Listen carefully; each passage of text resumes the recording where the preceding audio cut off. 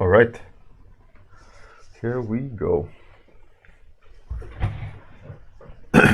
Yesterday, hey Atsuki, how's it going? What up, Atsuki? The judges are busy laying down their votes. Sunday, the 12th, we'll have round 3. OMG, how exciting! Round 3 kickoff. Crazy. We're already at round 3. Amazing. Congratulations to all people who made it so far. Hey Fuxia, Pacobra, what's up? I like it, Pacobra, you're coming back. Steady returning customer. How I am? I'm cool. Busy, full of thoughts. I am excited and worried. I'm building another project that have investors interested in it, and it's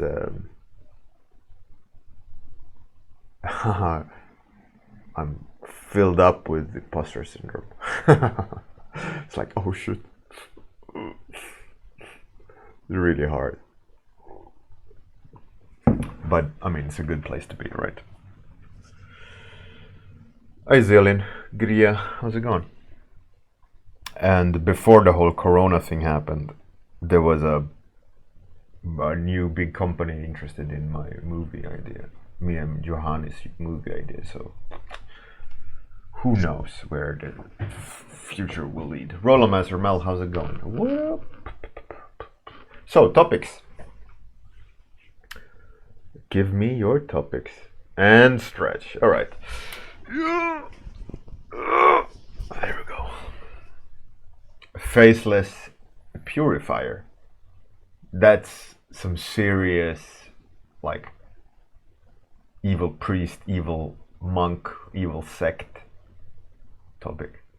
Faceless purifier. Scary. Mechanic monk or mechanical monk? I'm taking it as mechanical monk, not mechanic monk. The sweet flower. Oh, I want to paint that. That sounds amazing. So we got 3 topics so far. Pretty cool. 4, isolation trap. Isolation trap. Techno rat. Junk scavenger. Wicked. We got 6 topics. 11. We got 7 topics. Oh no. That's cool. We can actually use the 8 dice. 1, 2, 3, 4, 5, 6, 7, 8. Magma priestess. All right, let's use the 8 dice. We got a D8. Cool. We got a first ever D8 dice throw. Boom, number 6. You guys see that? You do see that, but you don't see the dice. For legitimacy, there you go. Dice number 6. So, which is 1, 2, 3, 4, 5, 6. Fuchsia, junk scavenger. Pretty cool. Junk scavenger. Hey, Rooney. I'm just gonna call you Rooney.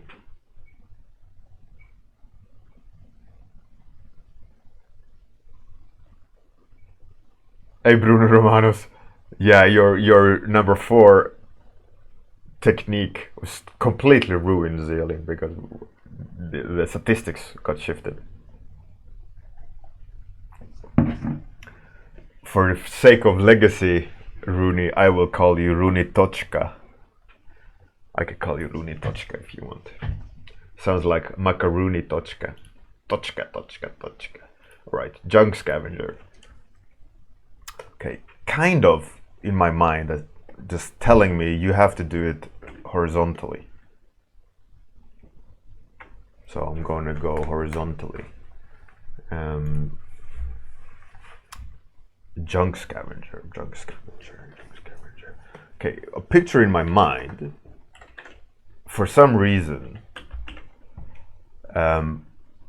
is this desert, like a pocket underneath, you know, like a tent, and the junk scavenger is kind of lying, investigating, scavenging something, maybe like a flower. So he's protected by the desert heat. So he's actually scavenging life. So the question is then, how can we make that interesting? So let's do it like that.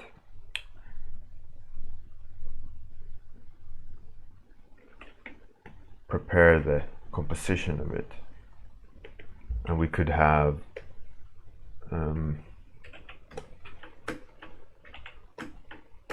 this is, it'll make sense soon. I'm gonna cheat.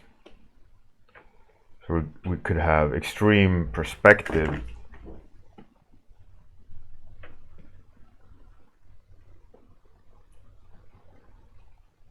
kind of like that, leading towards the flower.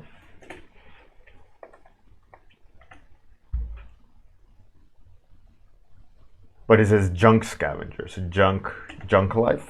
I don't know.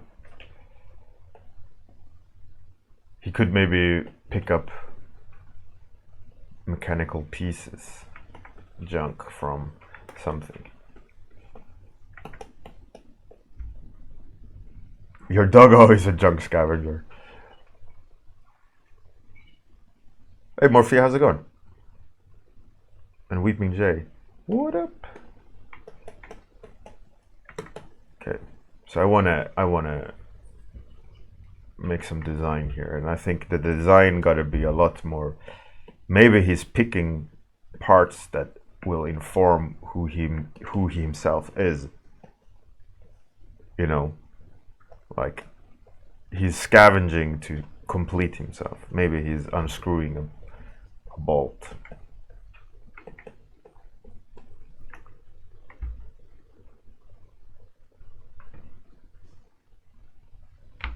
Oh, it's Irina. All right, cool. It didn't work.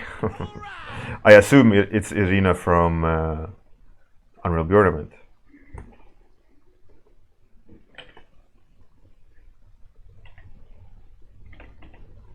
But Rooney Tochka is okay with mispronunciation. If you want to be a Rooney, then you're a Rooney. Irina French spotted. Yeah, there we go.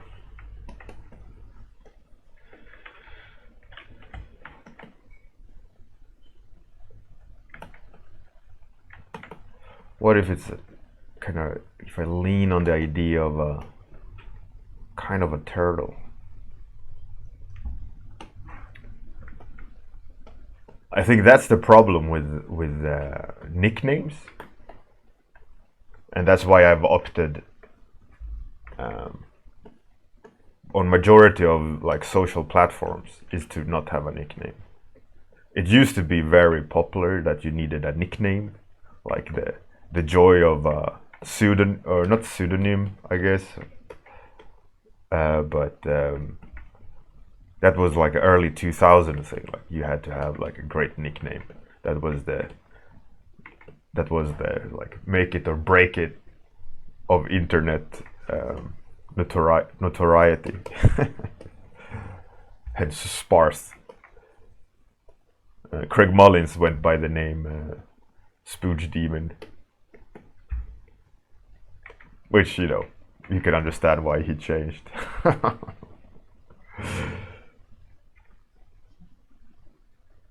Or the same nickname everywhere. That's true. That's also true.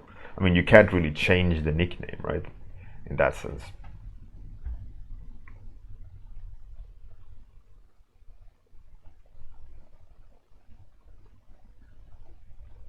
Akagria.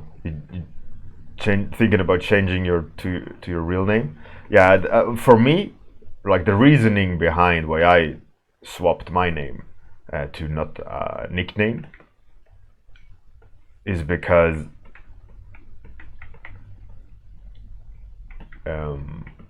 one of them, the thoughts I had was my interaction on internet with people is that I rather have them associate with me directly rather than, hello, I'm Bjorn, also known as insert nickname. And I think one part of why I've chosen to use my name is my name itself is kind of a brand in that sense. I've worked towards that fact, and my name is very recognizable in terms of uniqueness, right? So my name is almost like a nickname, you know, because it's not like John Doe or Smith, or, you know, these very common surnames or common names. So in that sense, my name is already a nickname. And by the fact that my surname is a curse word, that itself, you know, puts me in my name in a special pocket. Hurricane, exactly. Pacobra, pseudonyms went out of fashion? I believe so, in the industry at least. I mean, working artists, how many do you know them by their nickname? Kraska, your name is David Smith? Paul Illy. Yeah, that's quite unique. Hey, Abir, how's it going? Yeah, I mean, but I'm also not shitting on using nicknames as a handle, as a marketing tool. I mean, there is certain artists that are really making, you know, they are famous for their handle, you know, Madonna. But it's definitely a thing of the a thing that was significantly more popular before, which makes me think about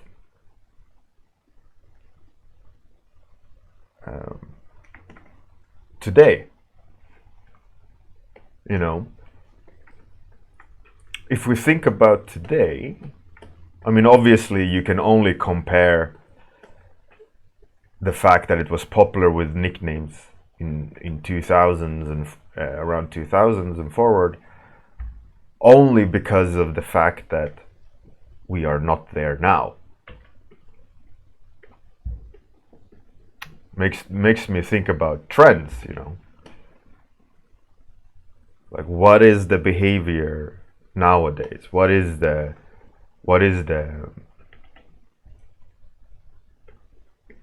most tactical internet behavior? Because back then nicknames was like, it was important, right? People spent a lot of time considering their nickname. It wasn't something that some people just randomly, you know, wrote something or had a dig at the internet society, or, you know, shock and awe. But yeah, it was a thing that you had to do, right?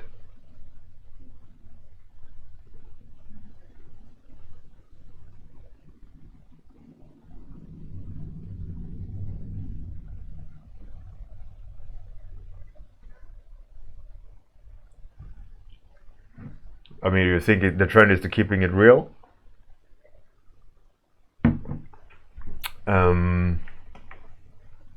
I would say, if you look at Discord, there isn't a lot of actual names on Discord.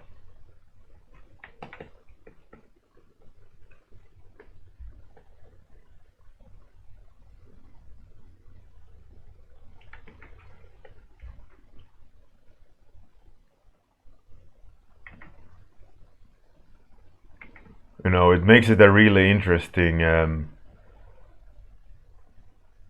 I know it's a valid thing, I think, to think about your kind of journey or your path as an artist, about trends. Who makes it, who doesn't make it, why is that, and can you make yourself more successful by thinking about trends or applying yourself to trends, or is it more successful not to, and just do your own thing regardless of what the trends are leaning towards? I mean, thinking back at the days of conceptart.org forums, right? The heyday of forums in the concept art industry. You had to know who. I mean, not a single person, more or less, used their real name. I mean, some did, but the majority of people had a nickname, and you had to know that, oh, Dave Raposa is called what was it, Delicious or something.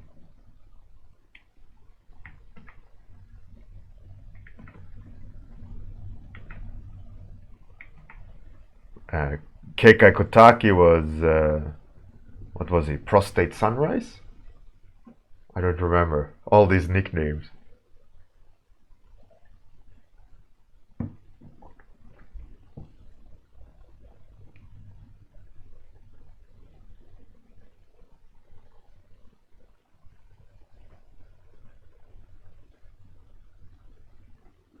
Hey, Pacobra.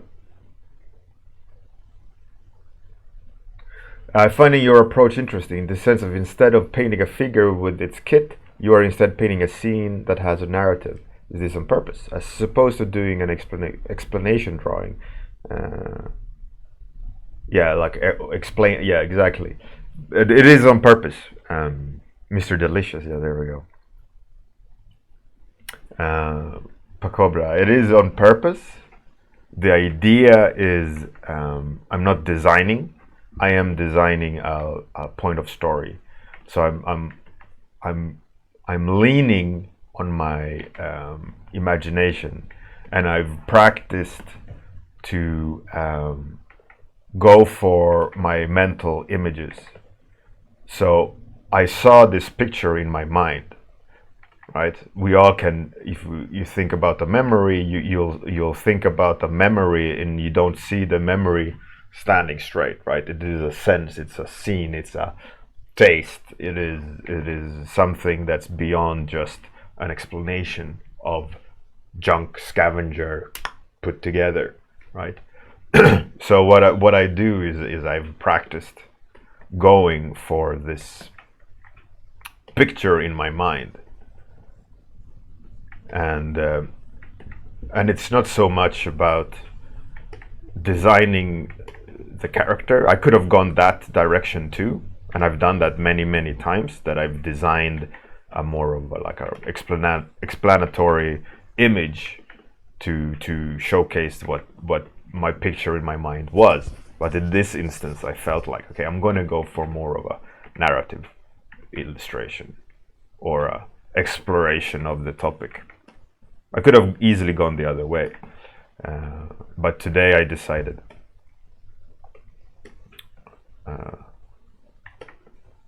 I want to do. I call this technique lights only, where I define the painting only with the light source, and the shadows I don't touch. So that's the reason. The reason is just to have a change of pace, a change of approach.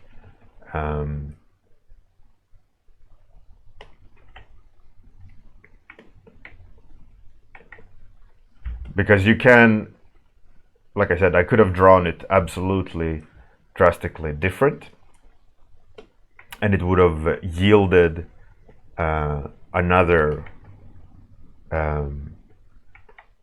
result, and both are absolutely valid in terms of exploration.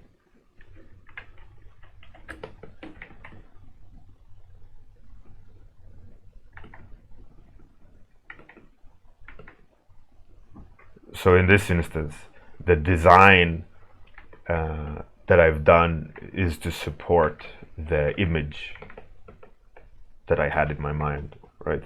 And not the other way around, where the design is dictating the image.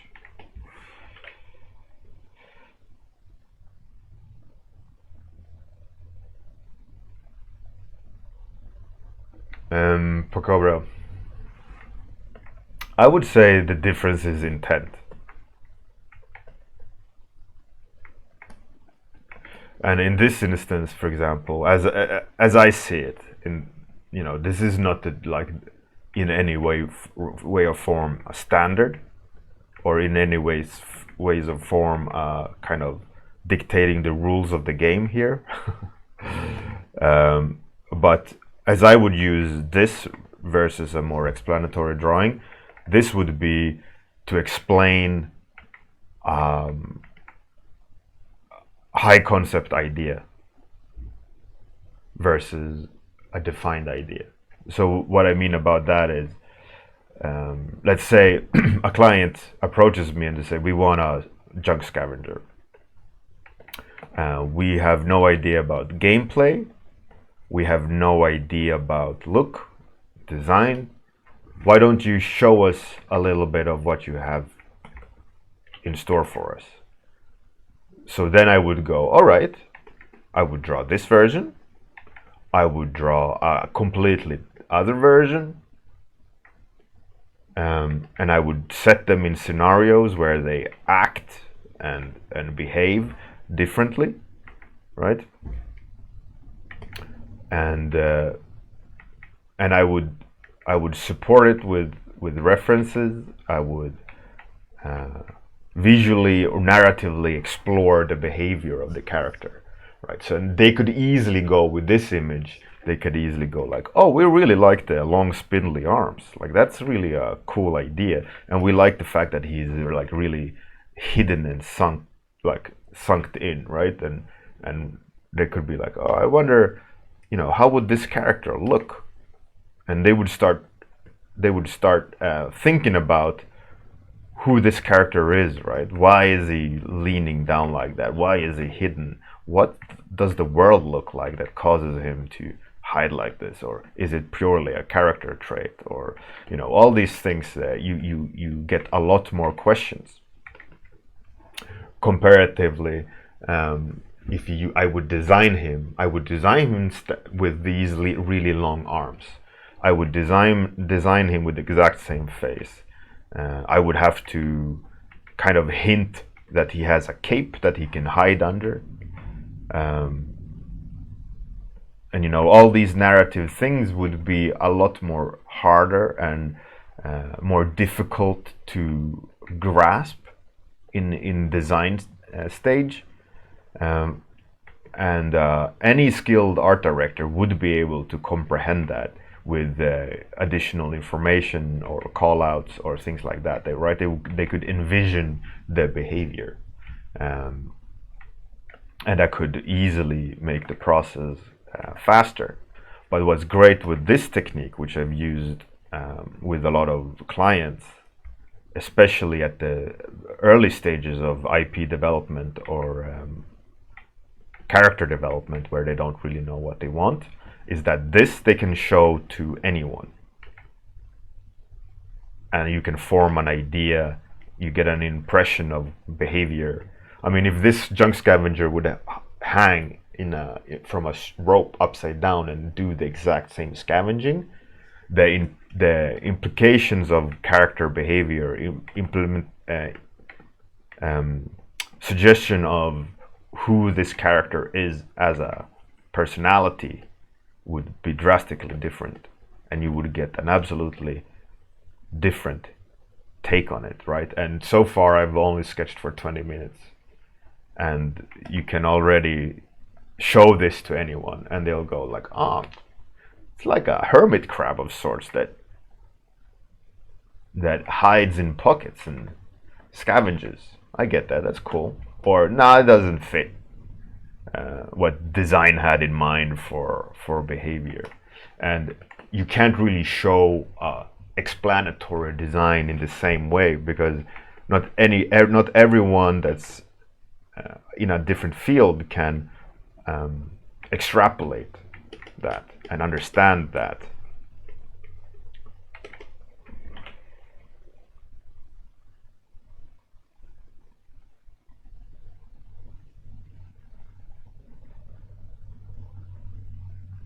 Pacobra, yeah. So this would be early stages when no one knows anything, and they hire you to develop a character, and you can say like, "Oh, I had this idea about like a hermit scavenger, right? He's hiding in, you just see desert, but all of a sudden he kind of lifts the veil of the sand, and he's in there scavenging some junk part from where the area you just had a battle, and you could almost stand on him, or whatever, and they could go like, "Oh yeah, I can see that idea. That's a cool idea."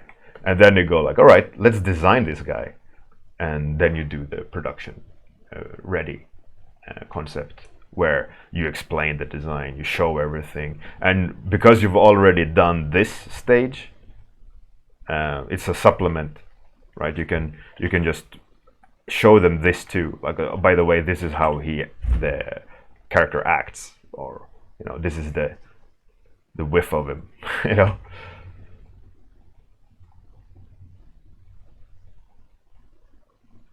Pacobra, yeah, me too. Look at that. Look, what is this? Oh, god damn. Cisnik, Cincinnati, how would you price such an exploration of ideas?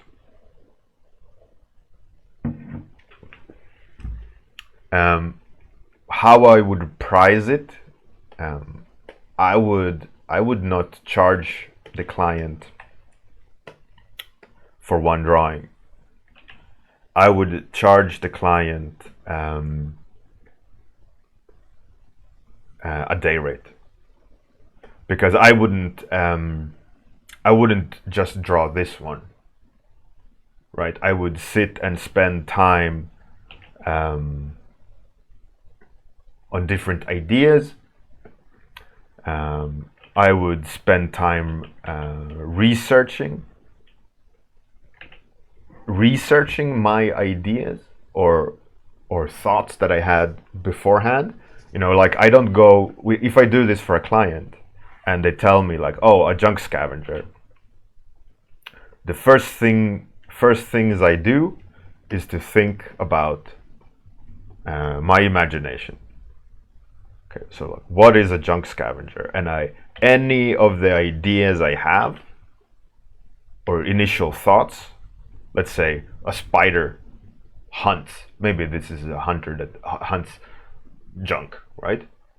Scavenges of big spaceships. Maybe this robotic junk scavenger, or not even robotic. Maybe this junk scavenger lives on outside of spaceships, and it scavenges pieces of spaceship, Or maybe junk scavenger. I mean, it depends if it's sci-fi or let's go sci-fi, right?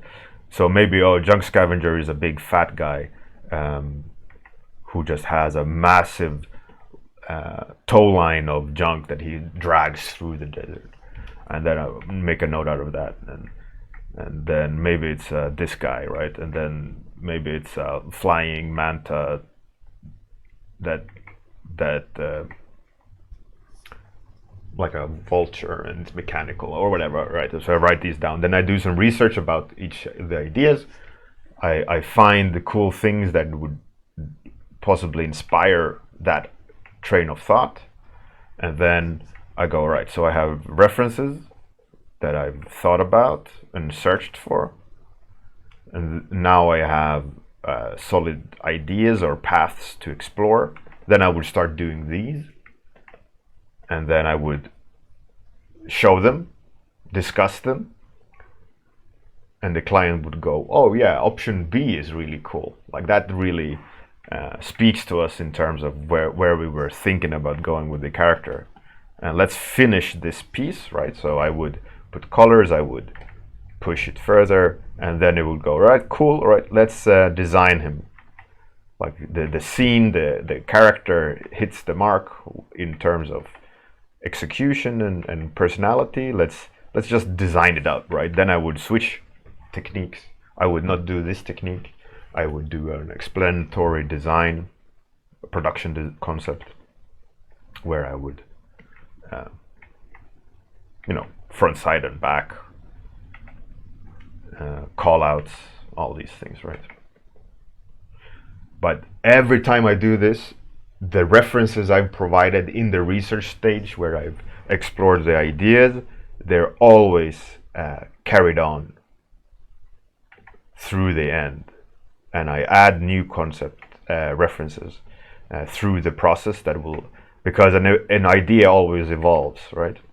And then you find new stuff, and it tags on, and you add to it and you explore it. But it always goes on with you with the journey in terms of ideas and execution. And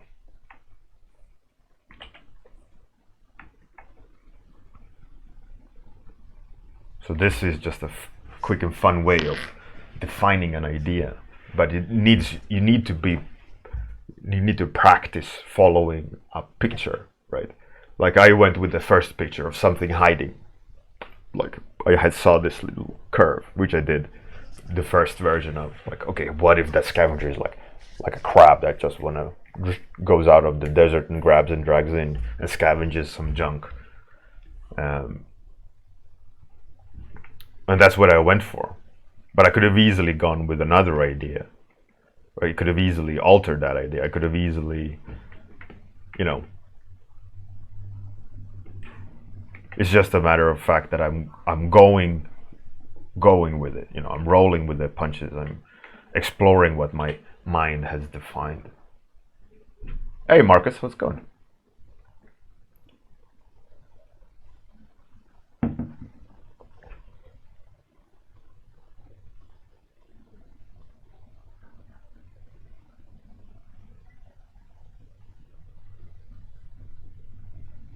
They have a high concept idea, like, oh, we need a projectile enemy that lives in the lava world. These are some of the things we had in mind, or the design showed us this image of a fire mage or whatever, like this is an internet picture they found, but we needed it for us. Right, so I can extrapolate, right? They want something on fire, shooting. How can I do some cool with that? And I go with the idea, like breaking down the idea. What is a fire shooter? A fire thrower thing. Like spitting? Is it magic? Is it mechanical throwing? And already there's 3 different ideas. And then you can go, okay, if it's a mechanical, is it a construction, an arm? Is it momentum? No, what's it called? When it circulates. The energy created when it's circulating. Centrifugal. Is it magical? Where's the magic from? Already, if you just ask, where's the magic from? Is it tattoos? Is it items? Is it big brain power? Where's already there you have different ideas and different executions. Then add another thing to, let's say it's big brain. Is it through mutation? Is it through magic? Is it born? Is it the species? Already you can start coming up with ideas. Thereby my hair is I don't know. This is a hand grenade disaster.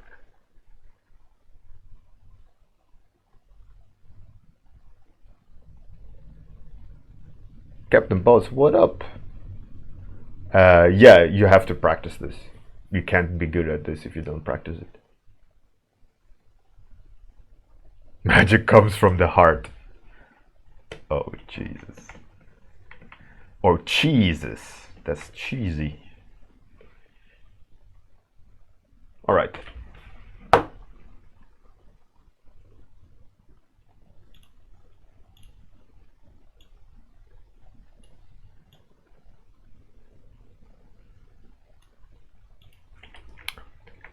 So that's it. That's today's image. Let's add a second hue.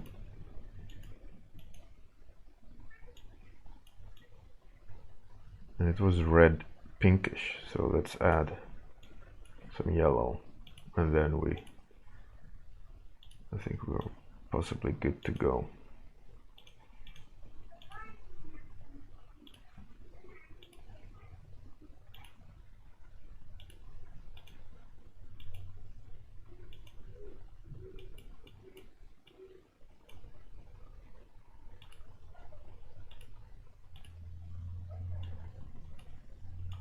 That red was a bit too crazy.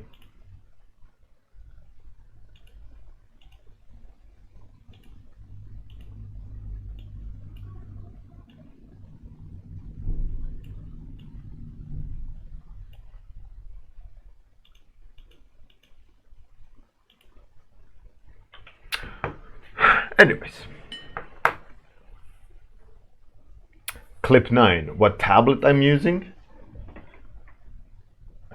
24-inch Cintiq HD.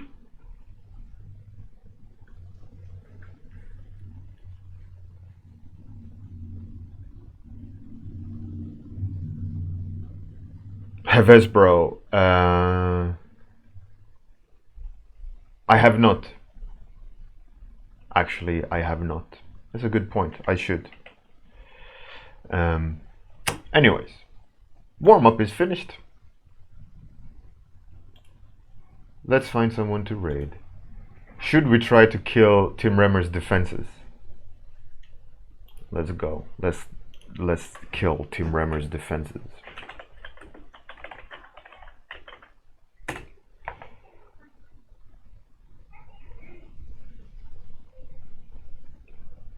Fuchsia, no, dark fantasy story, whatever the topic was.